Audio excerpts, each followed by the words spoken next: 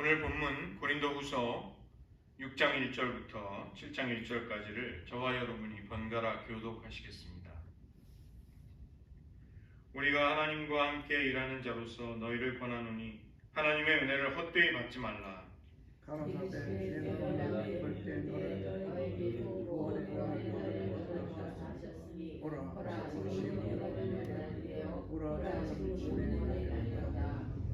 우리가 이 직분이 비방을 받지 않게 하려고 무엇에든지 아무에게도 거리끼지 않게 하고 오직 모든 일에 하나님의 이름으로 전쟁하여 많이 견디는 것과 환난과 불빛과 고난과 매맞음과 갇힘과 난동과 수고로움과 자지 못함과 먹지 못함 가운데서도 깨끗한 것과 수고와 오랜 잠과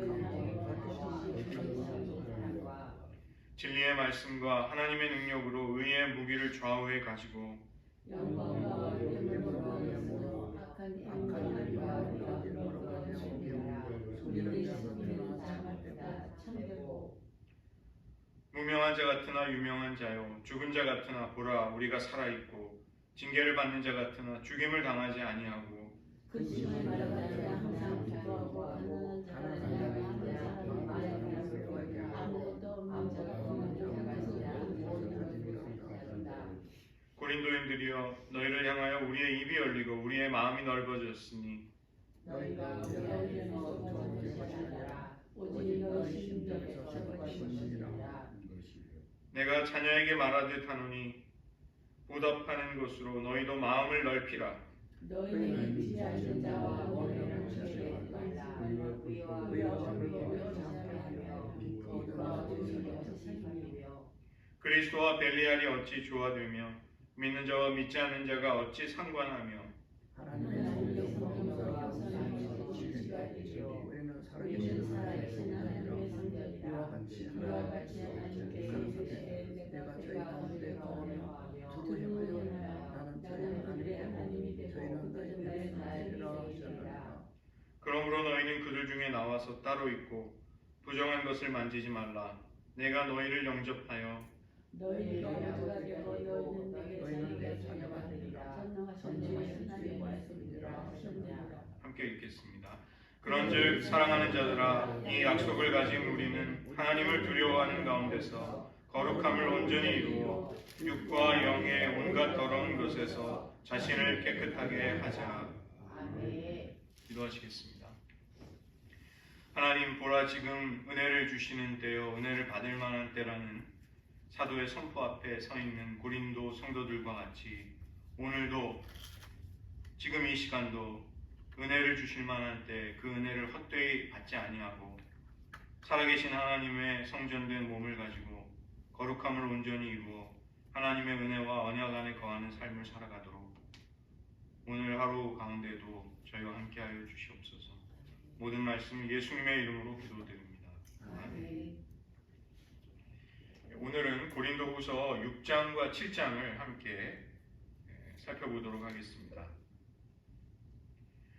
사도는 이제 계속해서 자신의 사도직을 변호하고 있습니다. 이것이 굉장히 중요한 의미가 있을 수밖에 없는 것은 사도는 그리스도를 대신한 사신이 되어서 하나님과 화목하라는 아주 중요한 결정적이고 생과 사가 달려있는 메시지를 전해주는 사람입니다. 그렇기 때문에 사도에 대한 불신과 거절과 반대라는 것은 하나님이 생명을 주시고자 하는 그 생명의 말씀에 대한 거절로 이어지게 되는 것이죠. 그래서 사도 바울은 꼭 자신의 평판과 자신의 명예를 위해서 변호한다기보다 그것이 너무나도 자신의 사도직을 변호하는 것이 그것을 반대하며 대적하는 고린도 일부 교인들에게 너무나 중요한 이슈였기 때문에 그 문제를 깊이 있게 다루는 것입니다. 첫 번째 단락이 6장 첫 번째 단락이 6장 1절부터 10절에 나오는데 사도직이 어떻게 확증이 되는가? 그것은 오해를 받고 투옥을 당하고 모욕과 고난에 맡겨질 때 그것이 사도직을 확증한다 이렇게 말하는 것입니다. 바울의 권면이 계속되고 있는데 제일 중요한 권면은 5장 20절에서 첫 번째 권면이 나왔습니다. 너희는 하나님과 화목하라. 하나님께서 우리를 그리스도를 통해 자신과 화목하게 하시기 위해서 이제 예수님을 보내셨죠. 그 때문에 우리는 그 화목해 하시는 분으로 우리에게 오신 그리스도를 받아들여야만 합니다. 그리고 이제는 또다시 한번 그리스도께서 자신을 대신해서 사도와 전령으로 보내주신 복음 증거자와 사도들을 통해서 선포되는 복음을 영접해야 하는 것이죠. 그래서 너희는 하나님과 화목하라 5장 20절에 결정적이고 중요한 첫 번째 권면이 나왔고 두 번째 권면이 6장 1절입니다. 하나님의 은혜를 헛되이 받아서는 안 된다. 이사야 49장 8절을 인용하면서 지금 사도들을 통해 선포되는 복음과 은혜의 역사에 순종해야만 한다. 은혜가 주어지는 그 기회를 헛된 것으로 수포로 돌아가게 해서는 안 된다. 이렇게 권면하며 간곡하게 당부하고 있는 것입니다. 이것은 은혜를 헛되게 하려는 거짓 사도들의 영향을 떨쳐버려야만 하고 불신앙을 버려야만 하는 것이죠. 지금, 오늘이라고 일컫는 이 시간, 왜 지금을 강조하는가? 이것은 지금만큼이나 이제 구체적으로 임하게 될 미래의 심판, 그때 우리가 하나님 앞에 심판을 받고 내가 어떤 신앙을 가지고 있는가를 하나님 앞에 판단받기 때문에 그런 것입니다. 바울은 사역자와 사도로서 자신을 변호하는데 6장 4절을 보시면 내가 스스로를 하나님의 일꾼으로 자천한다. 내가 내 스스로를 추천한다는 말을 하죠. 우리가 예전에 앞에 있는 단락에서 사도 바울이 나는 추천서가 필요 없는 사람이다. 너희가 나의 추천서다. 너희의 양심에 증거된 하나님의 말씀의 역사가 내가 참된 사도라는 것을 증명하는 증거이고 표식이 된다. 이렇게 말했죠. 그런데 여기서 다시 한번 스스로를 추천한다는 것은 무언가 모순된 것이 아닌가 이렇게 생각할 수 있습니다. 그러나 여기서 바울이 자기를 추천한다는 것은 거짓 사도들과 자신을 뚜렷이 대조시키면서 하고 있는 말입니다. 바울이 사도의 직분을 감당하기 위해서 누구에게도 그 사람이 걸려 넘어지게 할 만한 꺼리낄 만한 일을 하지 않았음을 말하는 것이죠. 바울은 진실되게 사도의 직분을 수행하였습니다. 이것이 이제 거짓된 사도들과 거짓 선생들과 구별이 되는 사도 바울의 진실성인 것이죠. 바울은 사도로서 얼마나 많은 고통과 고난을 당했는지를 먼저 말하고 있습니다. 많이 견디고 환난과 궁핍과 고난과 매맞음과 갇힘과 난동과 수고로움과 자지 못하고 먹지 못하는 고통을 당했다. 그러나 그런 상황 속에서도 바울이 취했던 태도는 정결함과 지식과 오래 참음과 자비 그리고 성령의 감화와 거짓이 없는 사랑과 진리의 말씀으로 하나님의 능력으로 이 사도의 직분을 행하려는 것이었다.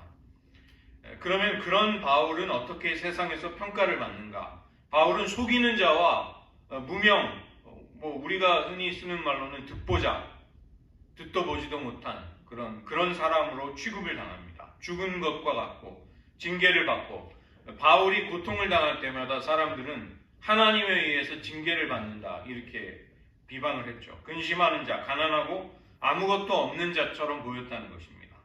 그러나 바울은 실제로 그와 달랐습니다. 바울은 하나님 앞에 참되며 인정을 받는 자였고 하나님과의 관계 속에서 살아있었고 그리고 누구보다 항상 기뻐하며 많은 사람을 부요하게 한 사람, 그래서 모든 것을 다 소유한 사람이다 이렇게 자신의 역설적인 진실을 이야기하는 것입니다. 두 번째로 6장 11절부터 7장 1절까지는 호소와 경고를 동시에 하는 것입니다. 고린도 교회 교인들을 향해 마음을 넓히라는 호소를 하고 그 다음에 정결함에 대한 경고를 하고 있는 것이죠. 세 번째 권면이 6장 13절입니다. 너희도 마음을 넓혀야 한다. 바울과 사도들의 마음, 복음을 선포하는 이 사도들의 입은 고린도 교회를 향해 넓게 열려 있었습니다. 결코 막혀 있거나 폐쇄적이지 않았습니다. 그런데 고린도 교회의 갈등과 문제는 무엇이었는가? 바울에게 자신의 참된 영적인 스승이자 아비가 되는 또 참된 그리스도의 사도들에게 마음을 활짝 열지 않았다는 것입니다. 바울은 복음으로서 그들을 낳았기에 자녀라고 부르면서 영적인 아비가 된 나에게 마음을 열라고 촉구하는 것이죠. 자녀들이 부모를 그냥 자신의 삶에 필요한 것만 공급해 주는 사람으로 대하고 마음을 열지 않는다면 그것처럼 끔찍한 일은 없을 것입니다. 그것은 결코 행복한 가정이라고 할 수 없는 것이죠. 네 번째의 권면은 믿지 않는 자들과 멍해를 내지 말라는 것입니다. 6장 14절입니다. 단순히 세상의 불신자들과 관계를 맺지 말라는 것이 아니라 거짓 사도들, 거짓 선생들을 염두에 두고 하고 있는 말입니다. 이 멍해를 함께 맺는다는 것은 함께 교제하고 영향을 주고받는 것이죠. 왜 믿지 않는 자들과의 관계를 끊어야만 하는가?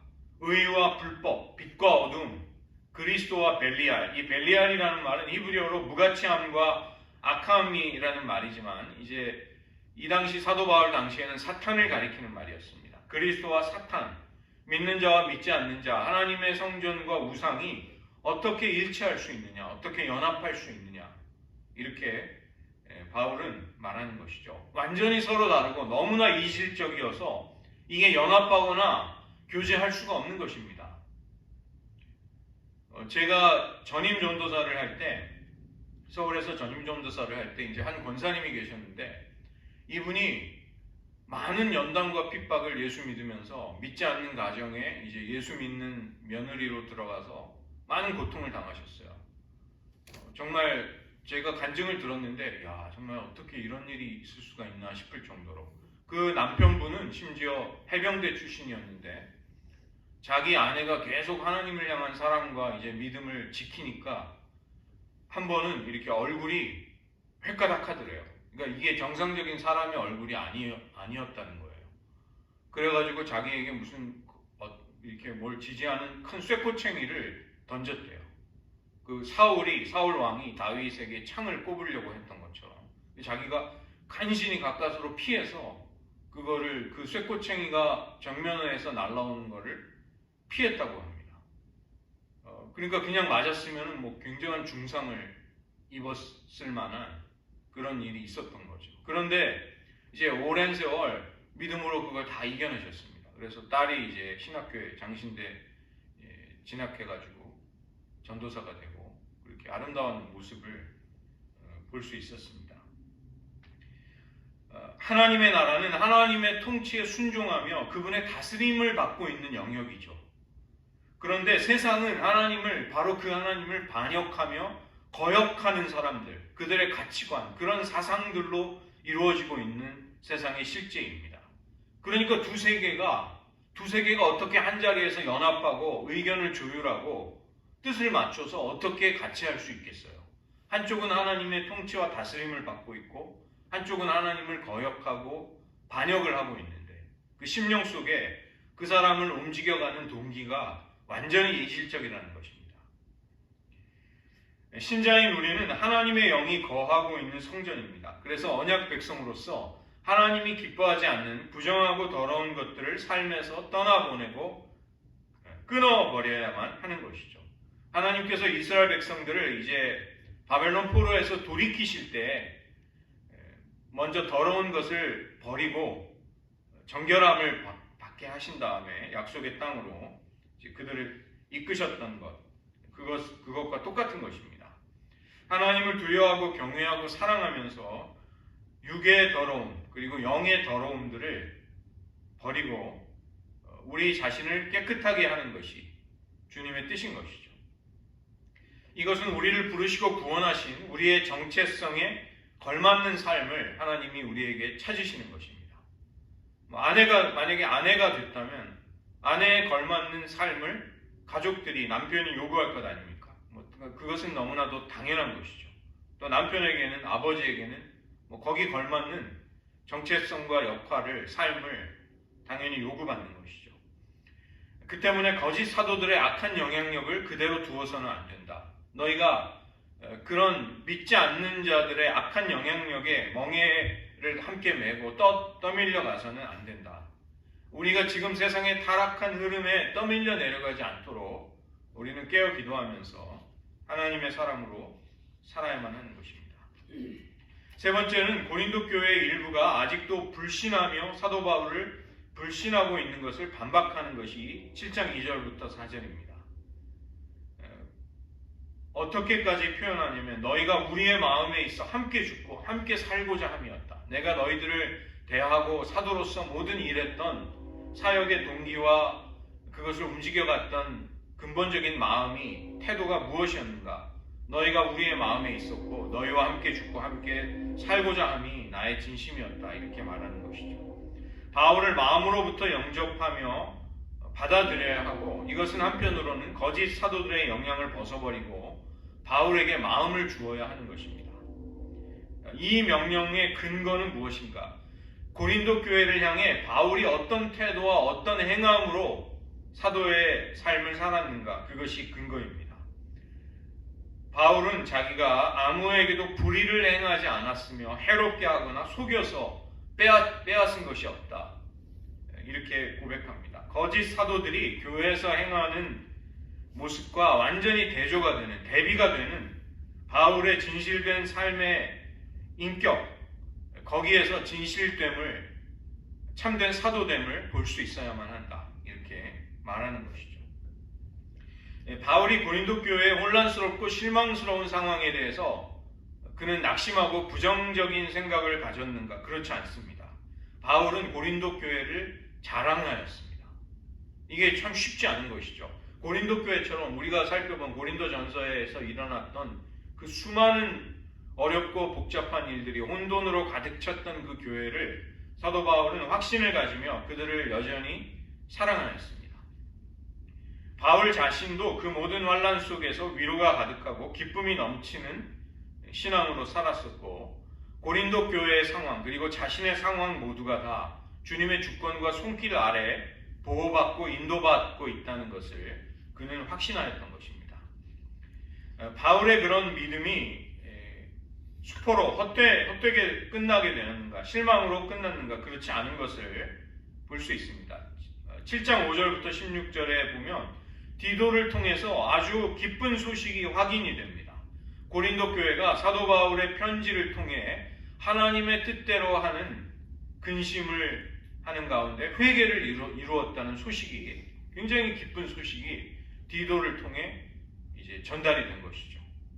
바울이 보냈던 두 번째 편지, 우리가 살펴보았던 고린도 전서와 관련해서 바울은 큰 상처를 받았습니다. 바울이 그토록 간곡하게 가르치고 권면하던 것이 고린도 교회에 큰 변화를 일으키지 못하는 것처럼 보였습니다.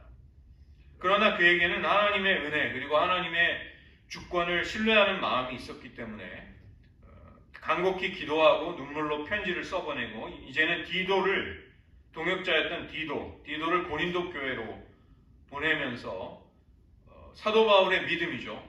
바울은 이 디도에게 고린도 교회를 자랑하였습니다. 너무나도 귀하고 아름다운 교회다. 하나님의 은혜와 구원이 임하는 교회다. 이렇게 고린도 교회를 자랑했던 것이죠. 바울의 편지가 고린도 교인들에게 잠시 동안 큰 근심과 충격을 주었습니다.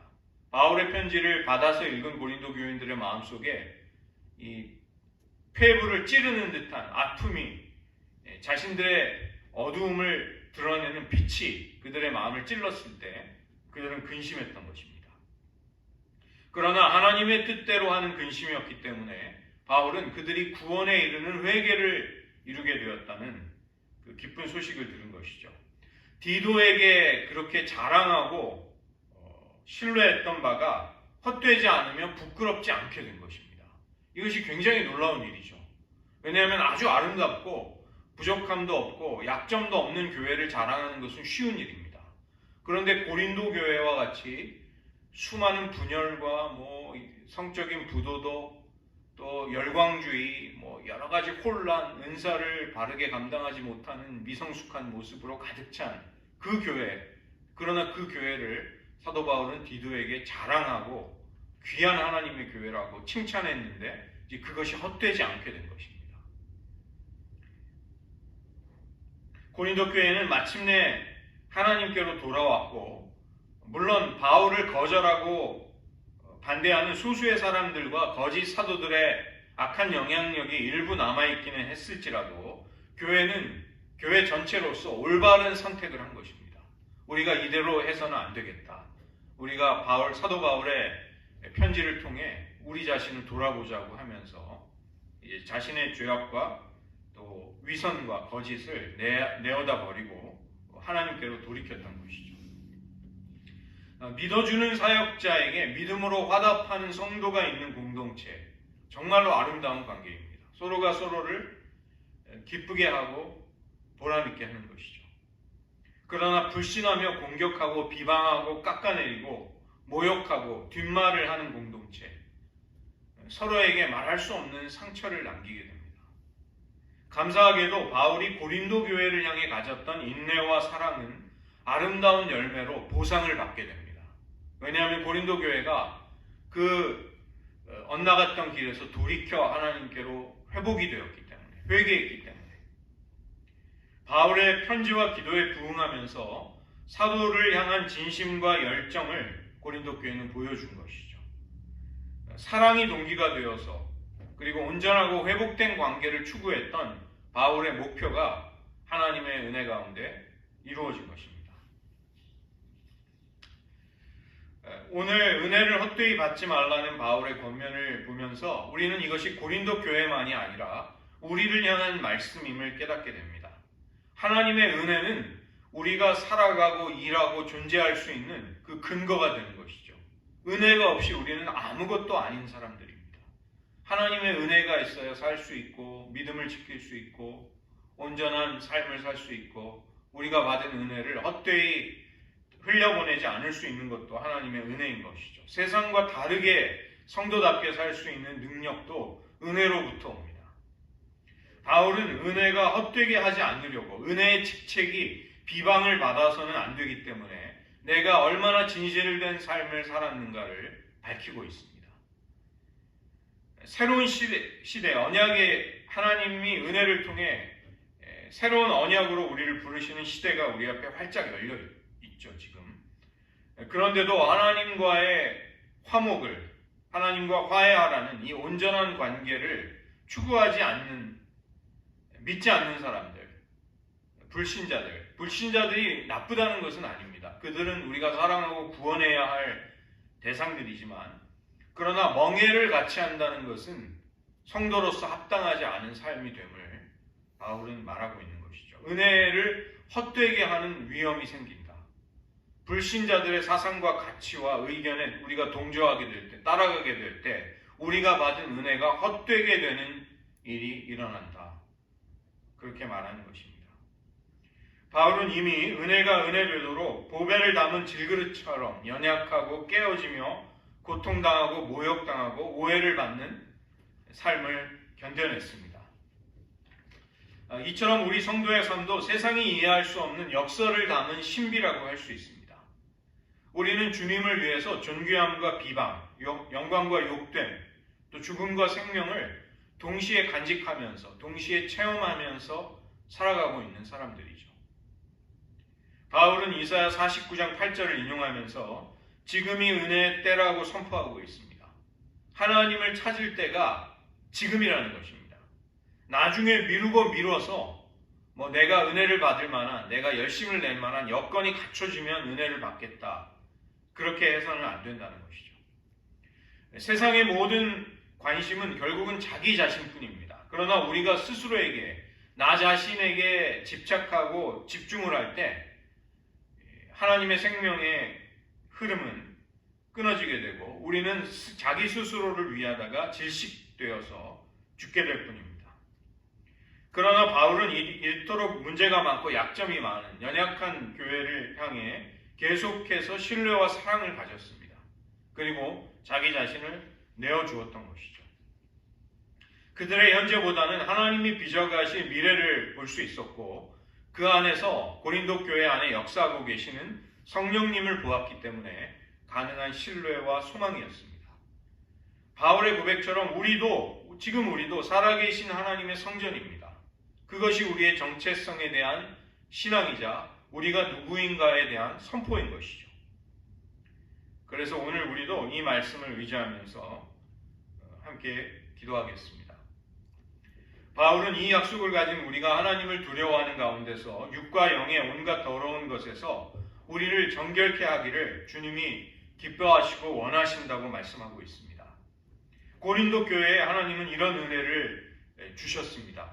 그래서 우리도 지금 간구해야만 하겠습니다. 하나님, 우리가 살아계신 하나님의 성전으로 부르심에 합당한 정체성에 걸맞는 삶을 살 수 있도록 하나님을 두려워하고 사랑하는 가운데 모든 더러운 것들을 버릴 수 있는 은혜를 주시옵소서. 지금 우리가 얼마나 평안하고 얼마나 많은 것을 누리는가가 중요한 문제가 아닙니다. 도리어 우리 안에 하나님의 뜻대로 하는 근심이 있게 될 때 우리는 살 수 있습니다. 내가 하나님의 말씀 앞에서 나의 삶에 위선과 거짓과 어두움을 발견해야만 우리는 소망을 가질 수 있는 것입니다. 구원에 이르는 회개와 회복의 역사가 먼저 우리의 심령 안에 더 강력하게 더 불같이 일어나도록 이 시간 기도하기 원하며 우리가 사랑하고 기도하는 많은 이들, 하나님과 화목해야 할 많은 이들의 삶 속에 하나님의 뜻대로 하는 근심이 있게 하소서. 생명에 이르는 구원의 회개가 임하게 하소서. 이 시대 교회들 안에 이런 역사가 있기를 위해서 저희들 이 시간 잠시 기도하겠습니다. 하나님 아버지, 사도 바울이 고린도 교회 회복을 위해 그가 꿈꾸고 믿음을 가지며 심지어 디도에게 자랑하였지만 그의 믿음은 아름답게 보상을 받았습니다. 고린도 교회는 눈물로 쓴 바울의 편지에 보시는 하나님의 뜻대로 근심하며 스스로를 돌아보고 구원에 이르는 회개에 이를 수 있었습니다. 하나님, 먼저 우리들의 심령 속에 하나님이 날마다 매 순간 주시는 은혜를 헛되이 하지 않을 수 있는 은혜를 주시옵소서.